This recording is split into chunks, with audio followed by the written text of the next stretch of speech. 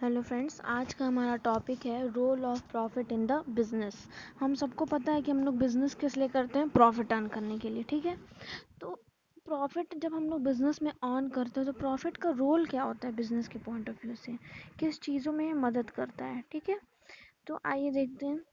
A businessman earns profit for various reasons. ठीक है, कई सारी वजह हैं जिसके लिए बिजनेसमैन प्रॉफिट अर्न करता है।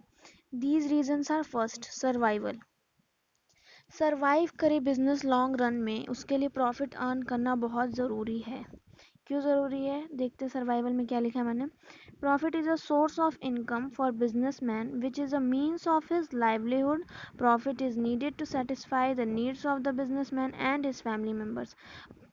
प्रॉफिट जो है वो बिजनेस के सर्वाइवल के लिए भी ज़रूरी है और बिजनेसमैन के भी सर्वाइवल के लिए ज़रूरी है। बिजनेसमैन प्रॉफिट अर्न कर रहा है किस लिए, अपना लाइवलीहुड अर्न कर रहा है, उसको वो एक तरह से काम की तरह कर रहा है, उससे उसका घर का भोजन आ रहा है। ठीक है, फैमिली मेम्बर्स उसके सर्वाइव कर रहे हैं उसी प्रॉफिट के वजह से, वही एक तरह से उन लोग का अर्निंग हो गया। सेकंड क्या है, reward for bearing the risk.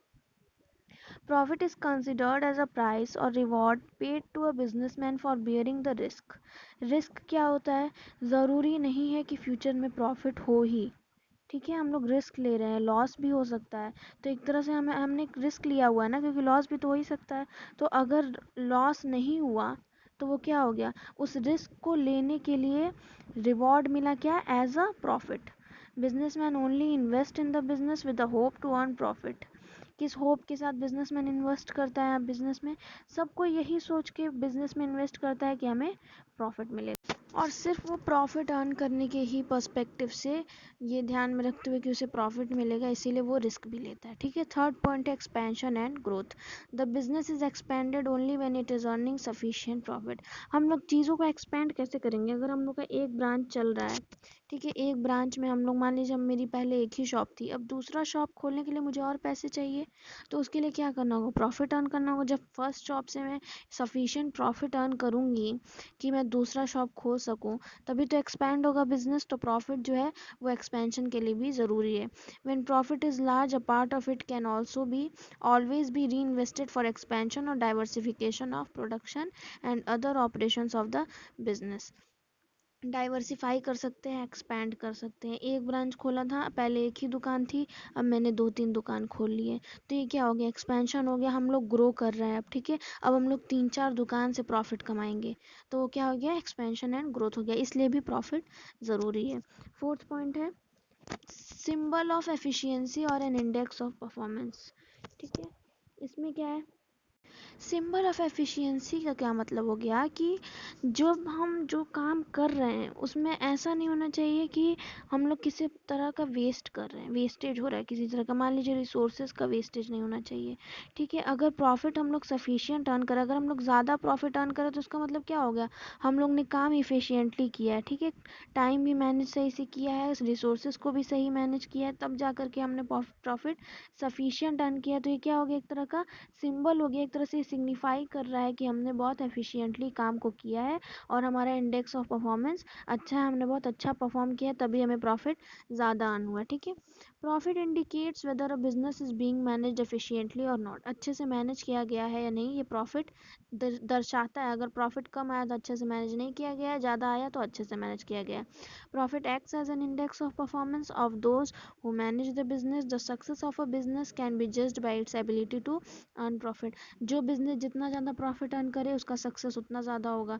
तो क्या हो गया, एक तरह से ये एबिलिटी को दिखाता है, प्रॉफिट जो है, कितना प्रॉफिट एक बिजनेस अर्न कर रही है, उससे बिजनेस की एबिलिटी का पता चल जाता है कि बिजनेस कैसा है, अच्छा है या ख़राब है, और उसमें जो चीज़ें मैनेज की गई हैं वो ठीक तरीके से की गई हैं कि ठीक तरीके से नहीं की गई हैं। ठीक है, फिफ्थ पॉइंट है हेल्प्स टू गेन रेपुटेशन और गुडविल। रेपुटेशन और गुडविल क्या होता है, बिजनेस में वो किस तरीके से काम कर रहा है, उस बेसिस पे सोसाइटी में एक बिजनेस का रेपुटेशन बन जाती है, एक गुडविल जो है बिजनेस क्रिएट कर लेता है।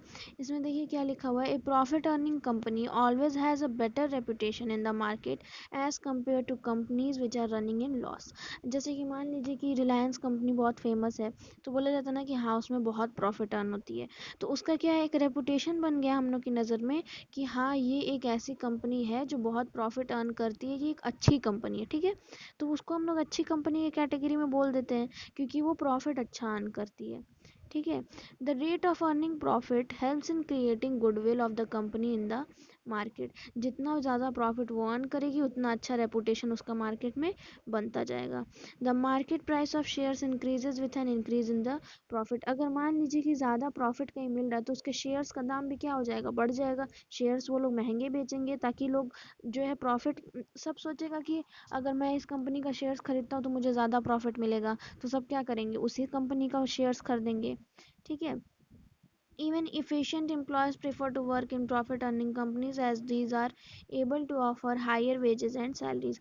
जिस कंपनी में ज़्यादा प्रॉफिट अर्न होगा उसमें एम्प्लॉयज़ भी काम करना चाहेंगे, उसी में लोग चाहेंगे कि हमें इसमें जॉब मिल जाए। क्यों मिल जाए, क्योंकि कंपनी का परफॉर्मेंस बहुत अच्छा चल रहा है, उसमें प्रॉफिट अच्छी आ रही है। अगर प्रॉफिट अच्छी आ रही है, पैसे ज़्यादा आ रहे हैं कंपनी में, तो क्या होगा, एम्प्लॉयज़ की सैलरी बढ़ा दी जाएगी, वेजेस बढ़ा दी जाएगी, ठीक है। तो ज़्यादा से ज़्यादा एम्प्लॉयज़ उसी कंपनी में जॉब एप्लीकेशंस के लिए देंगे और वही कंपनी में जॉब करना प्रेफर करेंगे ताकि उन्हें अच्छी सैलरी मिले, ठीक है। बाकी के टॉपिक्स हम नेक्स्ट स्लाइड में डिस्कस करेंगे। मैंने ये बिज़नेस का सेकंड पार्ट एक तरह से बना दिया है क्योंकि ये बिज़नेस से रिलेटेड टॉपिक है। Don't forget to like share and subscribe.